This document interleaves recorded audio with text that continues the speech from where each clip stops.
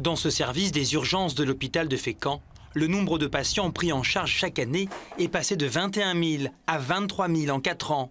Les capacités d'accueil et le personnel soignant n'ont pas augmenté. Conséquence, l'attente paraît interminable pour certains malades, comme cette femme alitée depuis plus de 10 heures. Ils font du mieux qu'ils peuvent, avec les moyens qu'ils ont. Je suis arrivé cette nuit à 3h30 pour une infection pulmonaire. Donc là, j'attends pour savoir si je vais être hospitalisé ou pas. Donc malheureusement, j'attends dans le couloir parce qu'ils n'ont pas de place. Si 90% du personnel est en grève, l'accueil est maintenu. Pour ce médecin, la situation est devenue intenable. Ils sont là, regardez les gens, ils sont à la vue de tout le monde, quoi. On est tous mal de ça, mais notre direction aussi, hein, ne croyez pas, ils descendent tous les jours voir comment ça se passe.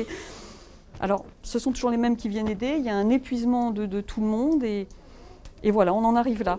La raison principale, la ville de Fécamp souffre d'une pénurie de médecins. C'est une évidence que le fait qu'il y ait moins de médecins en ville, de moins en moins, qui partent à la retraite, peut-être une région, je ne sais pas, voilà. Bref, il y a moins de médecins, c'est un constat, et l'activité est multipliée de façon très conséquente sur les urgences.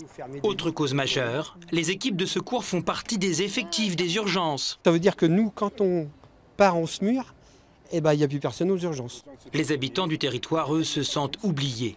C'est une des urgences numéro 1 sur Fécamp, c'est donner les moyens aux Fécampois de se soigner et de pouvoir vivre dignement.